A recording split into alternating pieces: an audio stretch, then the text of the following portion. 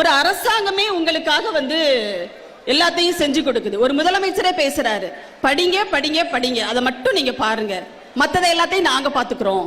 மத்தது எல்லாத்தையும் பாத்துக்கிறோம்னா அந்த மத்தது எல்லாம் அப்படிங்கிறது என்ன?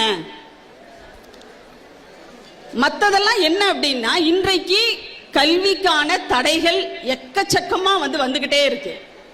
பல்வேறு சட்டங்கள் வழியாக என்ட்ரன்ஸ், எங்க படிக்கலாம் என்ன படிக்கலாம் எல்லாம் சரிதான், ஆனா இதெல்லாம் படிக்கிறதுக்கு முன்னாடி நீ என்ட்ரன்ஸுக்கு படி அப்படிங்கிற ஒரு சூழலை இன்னைக்கு உருவாக்கி இருக்காங்க.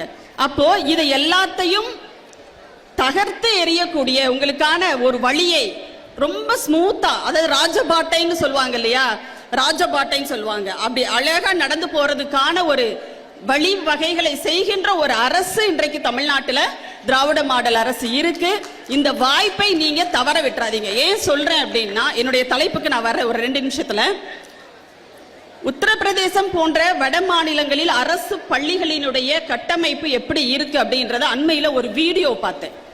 அந்த பகுதியில் வேலை செய்ய போயிருந்த நம்முடைய பிள்ளை யாரோ ஒரு தம்பி, தமிழ் பேசக்கூடிய தம்பி, வீடியோ எடுத்து அதை சமூக வலைத்தளங்கள்ல யூடியூப்ல போட்டிருக்காரு. நீங்க போய் பாருங்க முடிஞ்சா. கட்டடம் எப்படி இருக்குன்னா, பேருக்கு இருக்கு, பூசப்படாத சுவர், வெறுமனே செங்கல் மட்டும்தான் இருக்கு. 4 பக்கமும் வெறும் செங்கல் தான் நிக்குது, சிமெண்ட் பூச்சுன்றதே கிடையாது. அதுதான் அந்த மாநிலத்தினுடைய பள்ளிக்கூடம். சொற்பமான மாணவர்கள் தான் அங்க இருக்காங்க. இங்க பாத்தீங்கன்னா ஒரு வகுப்பறையிலேயே பாத்தீங்கன்னா 40 மாணவர்களுக்கு மேல இருக்காங்க.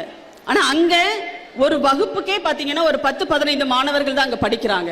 அப்போ நீங்க ஒப்பீட்டளவுல நீங்க இதை தான் நீங்க பார்க்கணும். ஒரு அருமையான ஒரு கல்வி சூழல் உங்களுக்கு கிடைச்சிருக்கு.